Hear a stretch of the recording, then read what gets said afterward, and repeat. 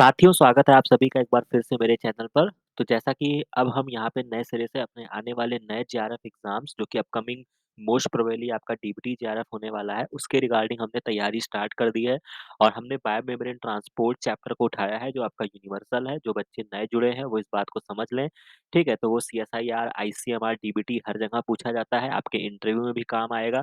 तो हम ऐसे टॉपिक को कवर कर रहे हैं, जो आपका यूनिवर्सल हो। ठीक है, उसी क्रम में हमने कुछ वीडियोज़ अपलोड किए थे जो कि आपको यहाँ पे देखने को मिल जाएगा, लक्ष्य डीबीटी जेआरएफ। यहाँ पे हमने कुछ न्यूमेरिकल क्वेश्चंस की प्रैक्टिस किया था, उसको भी आशा है कि आपने देखा होगा।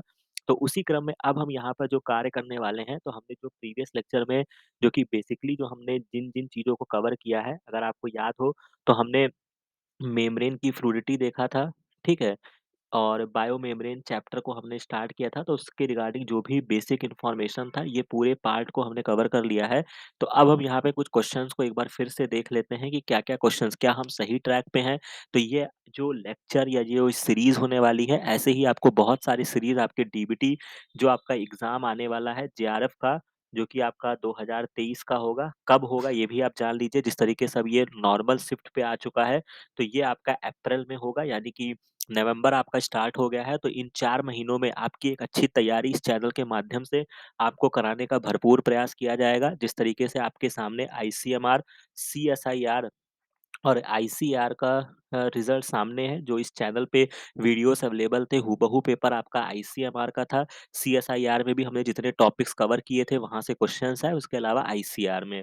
ठीक है? तो जो बच्चे नए जुड़े हैं, वो इस चीज़ों को वापस से जाकर देख सकते हैं। तो अब हम यहाँ पर बिना समय को नष्ट किए हुए वापस से अपने टॉपिक पे आते हैं और इस क्वेश्चन्स को देखते हैं। तो ये जो क्वेश्चन है, ये आपका डीबीटी 2018 का क्वेश्चन है या 17 का होगा, ठीक है? तो मैंने यहाँ पे इसको पेस्ट किया हुआ है, तो यहाँ पे जैसा कि हमने मेम्ब्रेन की फ्लूइडिटी के बारे में आपको पढ़ाया था और 3 कारक बताए थे या 3 ऐसे फैक्टर्स थे जो बहुत ज़्यादा मेम्ब्रेन की फ्लूइडिटी को प्रभावित करते थे। तो उसी से रिलेटेड ये क्वेश्चंस को पूछा गया है कि in comparison to animals residing in the warm climate, animals living in the cold climate need thermal insulation की आवश्यकता होगी। अब इनके जो सेल मेम्ब्रेन होंगे, वो क्या करेंगे? उनके में क्या हाइली कंटेंट होगा? तो यानी कि हर एनिमल जो भी होगा, वो अपनी मेम्ब्रेन की जो उसकी फ्लूइडिटी होगी, मतलब एक अच्छा कार्य करने के लिए फ्लूइडिटी उसमें ज़्यादा होनी चाहिए।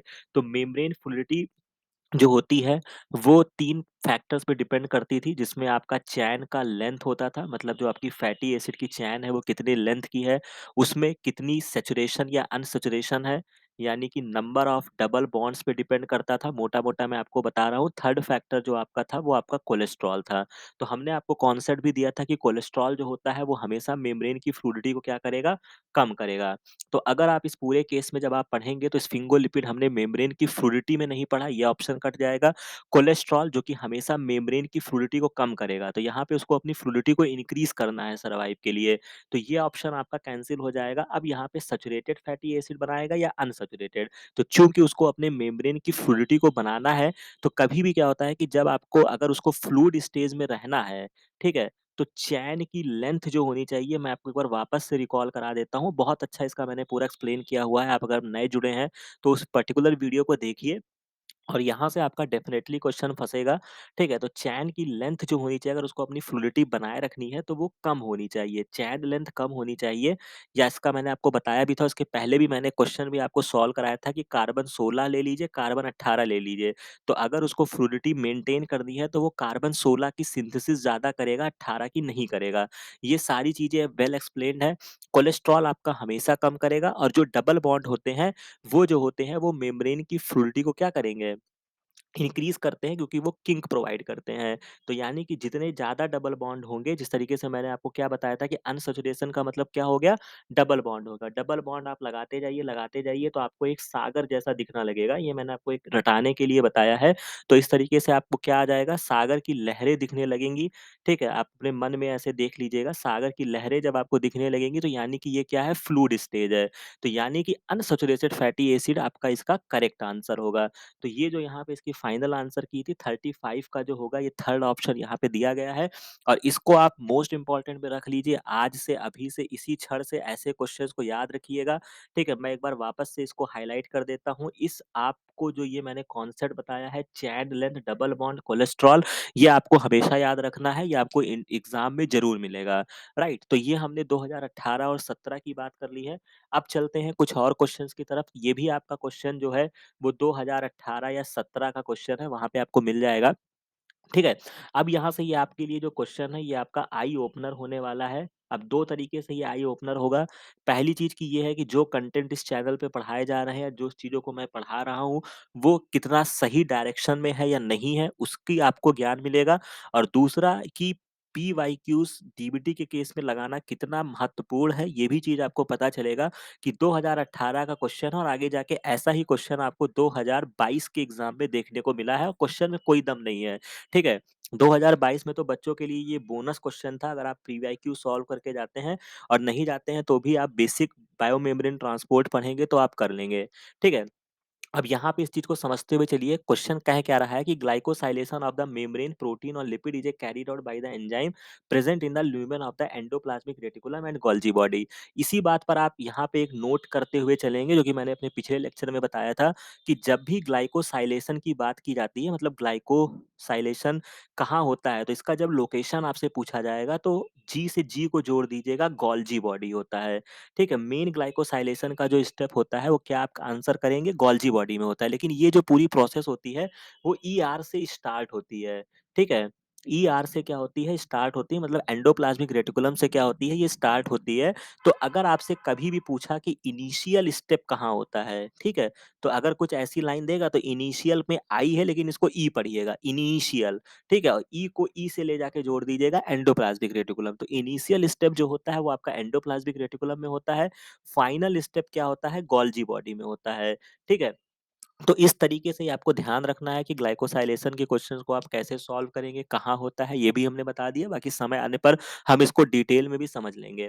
फिर यहाँ पे इन्होंने क्वेश्चन के आगे हम पढ़ते हैं glycosylated part of the membrane protein and lipids in the plasma membrane is likely to be. ये ग्लाइकोसाइलेटेड पार्ट कहाँ पर होते हैं? ठीक है?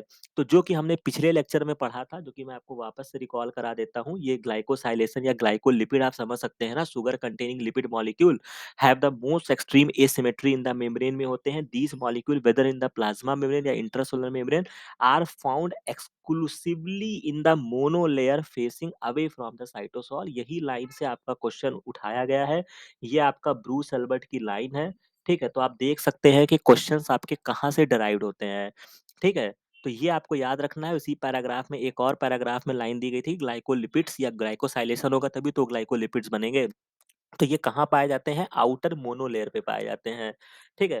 तो ये आप समझ सकते हैं। तो यहाँ पर पूछ कह रहा है कि ओरिएंटेड टुवर्ड द साइटोसॉल, गलत हो गया, साइटोसॉल की तरफ नहीं होते हैं। Exposed to the extracellular environment, यही इसका करेक्ट आंसर बनेगा। बाकी उन्होंने एक क्वेश्चन में दिया कि प्रोटीन जो होगा वो साइटोप्लाज्म की तरफ होगा, लिपिड इधर होगा, तो ऐसा सब कुछ नहीं होता है। तो यहाँ पर जो इसका करेक्ट आंसर होगा, जो कि आपने एक लेक्चर से यहाँ पे कितना इंपॉर्टेंट क्वेश्चन को यहाँ पे ट्रेस कर लिया, वो आप यहाँ पे देख सकते हैं। और इसी के रिगार्डिंग अब एक चीज़ और आपका आई ओपनर होने वाला है, जो कि अब आप देखिए, ये क्वेश्चन आपका जो था और इसी तरीके से ये जो क्वेश्चन है, ये आपका 2022 का क्वेश्चन है डीबीटी का। अब इसको देखिए, proteins are glycosylated in the endoplasmic reticulum in the final structure the glycans moiety are typically कहाँ पर होते हैं? तो यहाँ पर कहाँ पर होंगे? सरफेस ऑफ द प्रोटीन होगा। इसका करेक्ट आंसर क्या हो जाएगा? सरफेस पर होते हैं। तो यानी कि 2545 इसका करेक्ट आंसर हो जाएगा, 6372545। तो यानी कि पीवाईक्यूज़ हमको क्या शिक्षा मिली कि पीवाईक्यूज़ लगाने कितना इम्पोर्टेंट है। अगर आपको पूरा कॉन्सेप्ट भी नहीं पता था और अगर आपने 2017 या 18 का वो क्वेश्चन भी अगर आप सॉल्व किए होंगे, तो भी आप इस क्वेश्चन को कर सकते थे। अगर आपने बेसिक बायोमेम्ब्रेन ट्रांसपोर्ट भी पढ़कर गए होंगे किसी भी बुक से। मैं ये नहीं कहता कि आप ब्रूस अल्बर्ट की तो लाइन उन्होंने उठा ली है, लेकिन उसके अलावा भी अगर आप लेलिंजर पढ़ेंगे या लॉडिस भी पढ़ा होगा या किसी भी बुक्स जो कि आपके पास अवेलेबल हो, उसको आप पढ़ेंगे तो ये बेसिक इन्फॉर्मेशन है कि ग्लाइकोसाइलेशन हमेशा on the surface of these proteins, कहाँ पर ग्लाइकन्स मोइटी लगी रहती हैं। ठीक है? तो उसकी सरफेस पे लगी होती हैं, तो यहाँ से आप उसको ट्रैक कर सकते थे या कहाँ पर पाए जाते हैं। तो facing away from the cytosol होते हैं या उसकी सरफेस पे पाए जाते हैं। ठीक है? तो ये आपको पता चल गया, तो इसको पूरा मैंने वहाँ पे एक्सप्लेन किया हुआ है। तो अगर आपको नहीं समझ में आता है तो आप पीछे के लेक्चर जाके ज़रूर देखिएगा, ठीक है? फिर इसके बाद ये क्वेश्चन जो मैं आपको जब इसके बीच में ही ज़िक्र आया था कि लिपिड की एसिमेट्री जो एक लेक्चर अवेलेबल है, वहाँ पे मैंने आपको बताया था कि जब आपका इसको देखते हैं तो क्या होता है कि एसिमेट्री मेंटेन होती है, लेकिन जब आपका एपोप्टोसिस कंडीशन होती है, राइट?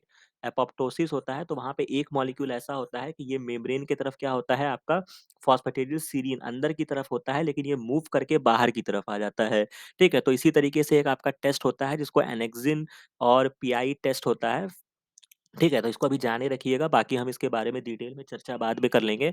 तो ये जो आपका एपोप्टोसिस के टेस्ट के लिए जो एनाक्सिन यूज़ किया जाता है, वो किससे जाके बाइंड करता है, ठीक है? तो in the outer leaflet of the plasma membrane, तो ये जाके किससे बाइंड करता है, जो मैंने वहाँ पे आपको बताया था, फॉस्फेटिडिल सीरीन से बाइंड करेगा, तो इसका जो करेक्ट आंसर बनेगा, वो फॉस्फेटिडिल सीरीन होगा, राइट? तो ये यहाँ पे इसका फाइनल आंसर की में भी आपको देखने को मिल जाएगा, 94 का फर्स्ट ऑप्शन हो जाएगा। इसके बाद सिग्नल ट्रांसडक्शन पाथवे, ये आपको सेल सिग्नलिंग का मेरा पूरा लेक्चर मिल जाएगा, ठीक है?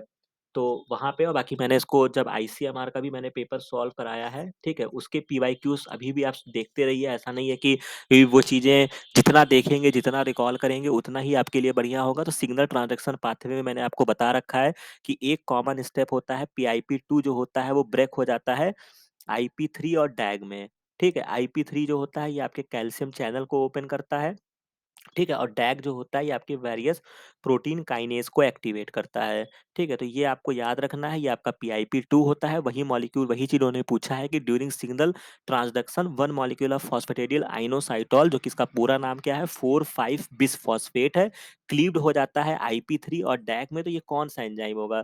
तो ऑब्वियस सी बात है कि ये आपका क्या है फॉस्फेटिडिल आइनोसाइटोल, जो कि हमने बायोमेम्ब्रेन में भी अभी पढ़ा कि ये आपका एक तरीके का लिपिड का मॉलिक्यूल है। तो जब आपका लिपिड का मॉलिक्यूल है तो जो एंजाइम होगा वो क्या होगा? लाइपेज होगा। आप इस ऑप्शन को ट्रेस कर लो यहाँ पे, अगर दुनियादारी भी नहीं जानते हो तो केवल इतना पता है कि ये आपका लिपिड का मॉलिक्यूल है, डैग है और फॉस्फेटिडिल आइनोसाइटोल है, तो ये क्या है? तो यहाँ पे लाइपोलेस तो नहीं होगा, ठीक है? लिपिड के लिए लाइपेज होता है, अब चूंकि ये फॉस्फेट ऐड है तो यहाँ पे कौन सा एंजाइम होगा? फॉस्फोलाइपेज होता है। बेसिकली बहुत सारे आपके होते हैं, लेकिन यहाँ पर फॉस्फोलाइपेज सी होता है। हालांकि उन्होंने इसको ज्यादा कॉम्प्लेक्स भी नहीं किया है कि एक ऑप्शन में आपको फॉस्फोलाइपेज ए दे दिया, एक में बी दे दिया, एक में सी दे दिया, ठीक है? तो कोई कन्फ्यूज़न की बात ही नहीं थी, तो फॉस्फोलाइपेज़ यहाँ पर क्या आंसर होगा? सी होगा, ठीक है? तो आप यहाँ पे देख सकते हैं 600 क्वेश्चन आईडी थी और 2400 इसका करेक्ट आंसर था, ठीक है? तो इस चीज़ को याद रखिएगा, ये आपका मोस्ट इम्पोर्टेंट है, जो कि आपको आने वाले क्वेश्चन में, एग्ज़ाम में कहीं न कहीं इस स्वरूप में आपको क्वेश्चन ज़रूर देखने को मिलेगा। राइट, तो ये कुछ क्वेश्चन हैं, बाकी इसके अलावा 1-2 क्वेश्चंस मैंने प्रीवियस ईयर के और लगाए हैं। फ्रैप, जो कि इसका भी आपका वीडियो मेरे चैनल पे मिल जाएगा, ये भी आपका बहुत इंपॉर्टेंट टॉपिक है। फ्रैप क्या करता है? तो जो आप लिपिड बाइलेयर पढ़ते हैं तो उसमें जो आपका लिपिड जो होता है ये आपका मूवमेंट करता है, उसके जो प्रोटीन्स होते हैं लिपिड के, मेम्ब्रेन प्रोटीन्स जो होते हैं, तो उसी के लिए होता है। तो ये जो होता है बेसिकली आपको क्या करता है, diffusion coefficient of the membrane, जो कि वहाँ पे आपको केडी वैल्यू मिलती है, ये चीज़ें मैंने वहाँ पे एक्सप्लेन कर रखी है। तो इसका जो करेक्ट आंसर बनेगा वो क्या बनेगा? Diffusion coefficient of the membrane lipid and protein, ठीक है? तो ये आपको याद रखना है। तो एक चीज़ आपको ये पता चल गई, फ्रैप आपको वापस से जाके पढ़ना है। और इसके अलावा जो हमने पिछला लेक्चर पढ़ा था, गैंग्लियोसाइट्स वाला पढ़ा था, तो उसमें कौन-सा मॉलिक्यूल होता है? सियालिक एसिड होता है, ठीक है? ये हमने बताया था आपको नाना वाला, ठीक है? ये आपका नाना होता है, ना एन में 2 एन है, यानी कि ये क्या है आपका नेगेटिव मॉलिक्यूल है, ठीक है? तो ये क्वेश्चंस बहुत इंपॉर्टेंट है, एग्ज़ाम में डीबीटी में पूछे जाते हैं, 3 नंबर आपकी झोली में है, ठीक है? तो यहाँ से हमने क्या-क्या सीख लिया है, तो ये कुछ क्वेश्चंस थे बहुत ही शॉर्ट में जो हमने आपको बता दिए हैं, इसके आगे भी हम इसको पढ़ेंगे, ठीक है? और भी क्वेश्चंस को हम यहाँ पे सॉल्व करते चलेंगे। तो यहाँ पे जो हमने सीखा, सियालिक एसिड वाले क्वेश्चंस हमको मिल गए। फ्रैप का लेक्चर जाके हम वापस से देखेंगे, ठीक है? डैग और आईपी3 पे हमने अपना कमांड बना लेंगे कि ये हमको भूलना ही नहीं है। इसके बाद एनेक्सिन पीआई भी हमने समझ लिया कितना इम्पोर्टेंट था, जब मैंने वहाँ पे बताया था कि ये आपको समय आने पर मैं आपको आगे के पार्ट में बताऊँगा। इसके बाद आपका प्रोटीन का ग्लाइकोसाइलेशन एंडोप्लाज्मिक रेटिकुलम में होता है, तो ग्लाइकन के मोइटी कहाँ पे आके लगते हैं? कॉमन सेंस की बात थी, सरफेस ऑफ द प्रोटीन पे लगेंगे, यहाँ पे आपको याद रखना था। इसका करेक्ट आंसर आपको दे दिया गया था 2545। उसी तरीके से शुगर मॉलिक्यूल जो हमने इसके पहले पढ़ा था, कहाँ पर होते हैं? Facing away from the cytosol. वैसा ही सेम क्वेश्चंस आपको यहाँ पर भी देखा गया है, तो expose to the extra cellular environment, ये इसका करेक्ट आंसर बनेगा। और इसी तरीके से आपका मेम्ब्रेन की फ्लूइडिटी से बार बार क्वेश्चंस आपका डिराइव्ड होता है। तो ये कुछ पार्ट्स थे, तो यहाँ से हमें जो सीखने को मिला कि हम एक सही ट्रैक पर हैं। यहाँ पे जो आपको कंटेंट दिए जा रहे हैं, वो एकदम ऑथेंटिक कंटेंट दिए जा रहे हैं। वहाँ से एग्ज़ाम में आपसे क्वेश्चंस पूछे जाएँगे और इसी तरीके से हम डे बाय डे, ठीक है? हम टॉपिक्स भी पढ़ेंगे। अभी हमने बायोमेम्ब्रेन ट्रांसपोर्ट उठाया हुआ है, जितनी जल्दी हो सकेगा हम इसको कंप्लीट करेंगे। उसी तरीके से आपको ये के नाम से लक्ष्य के नाम से ये आपको कंटेंट आपको डेली मिलता रहेगा। ठीक है? तो इस तरीके से मतलब डेली नहीं सही लेकिन आपको हफ्ते में 2-3 वीडियोज़ आपको ऐसे ज़रूर मिल जाएँगे जहाँ पे आपको पीवाईक्यूज़ सॉल्व कराए जाएँगे और आप देख सकते हैं कि आईसीएमआर के टाइम पे हमने कितने रेगुलरली वो पार्ट्स को कवर किए थे और वहाँ से बहुत क्वेश्चन्स एग्ज़ाम में पूछे गए थे। तो ऐसे करके मैं लगभग सारी इम्पोर्टेंट चीज़ों को आपको रटा दूँगा। ठीक है? जहाँ से बहुत चीज़ें जो आपको कॉन्सेप्ट बतानी होगी वहाँ से मैं उसी टाइम पर आपको कंटेंट दिखाकर कॉन्सेप्ट बता दूँगा। तो ये आपके लिए बहुत ही महत्वपूर्ण होने वाला है। ठीक है? तो ये इम्पोर्टेंट चीज़ें थी जो मैंने आपको बता दिया, बाकी इस चैनल पे बहुत सारी चीज़ें अवेलेबल है जो आप ही के रिगार्डिंग है, ठीक है? हमारा एक टेलीग्राम चैनल है, उसको भी मैं आपको साझा कर देता हूँ, जो कि आपको कमेंट सेक्शन में मिल जाएगा। लक्ष्य जेआरएफ नाम से वो आपका टेलीग्राम चैनल है, लक्ष्य जेआरएफ पीजी नाम से। यहाँ पे आपको सारी इन्फॉर्मेशन फ्री ऑफ कॉस्ट दी जा रही हैं, तो इसको आप फ़ायदा उठाइए, इस चैनल को जॉइन करिए। जो भी अपडेट्स आपके रिगार्डिंग होगी, वो उसको चैनल पे सर्वप्रथम अपलोड कर दी जाती है, इस चैनल पर अपलोड कर दी जाती है। ठीक है? तो यहाँ पे जो हमारा आपका साथ रहेगा वो आपके कॉम्पिटिशन क्वालीफाई कराने से लेकर आपको बेहतर पीएचडी इंटरव्यू तक ले जाने तक, आपका पीएचडी में एनरोलमेंट तक, अच्छे कॉलेज के सजेशन तक, हर चीज़ तक आपको नोटिफ़िकेशन आप किस कॉलेज में, किस पीएचडी में आपके लिए नोटिफ़िकेशन आई है कॉलेज में, वो सारी इन्फॉर्मेशन यहाँ पे अपडेट की जाती है। तो फ्री ऑफ कॉस्ट ये सारी चीज़ें अवेलेबल है, ठीक है? तो आशा है कि ये चीज़ें आपको अच्छी लगी होंगी। बाकी इसके अलावा भी अगर आप कुछ और भी चीज़ें अपने दायरे से बताना चाहते हैं या कुछ और भी चीज़ें अगर आप पढ़ना चाहते हैं, तो वो भी आप कमेंट सेक्शन में लिख के भेज सकते हैं, ठीक है? और आशा है कि अब आप इन चीज़ों पे सीरियसली होके पढ़ाई करेंगे क्योंकि आपका सीएसआईआर, आईसीएमआर वगैरह की चीज़ें लगभग सॉर्ट आउट हो चुकी हैं। आपको भी पता चल चुका है कि हमारा होने वाला है, नहीं होने वाला है। तो इस चीज़ों को पढ़िए और जो आपके रिपीटर्स बच्चे हैं और उसके अलावा जिन बच्चों का हो भी रहा है, तो ऐसा नहीं है कि आपको यहीं पर ही रुक जाना है, अभी तो आपकी असली लड़ाई स्टार्ट होने वाली है। तो डेली से डेली पढ़ाई करिए क्योंकि बहुत सारे ये जगह पे आपको पीएचडी के लिए क्या करना होगा, आपको एंट्रेंस देना होगा, राइट? तो उसके लिए भी आप प्रिपेयर करते रहिए, पढ़ाई को मत छोड़िए, विद्या कभी नहीं छोड़नी है, खूब पढ़ना है, खूब आगे बढ़ना है, ठीक है? तो इस आशा के साथ ये वीडियो को अब मैं समाप्त करता हूँ। बाकी आप इन क्वेश्चंस को डेली सॉल्व करिए, जो भी बताए हुए चीज़ें हैं उनको फॉलो करिए। बाकी मिलते हैं नेक्स्ट लेक्चर में नेक्स्ट इन्फॉर्मेशन के साथ। Thank you very much.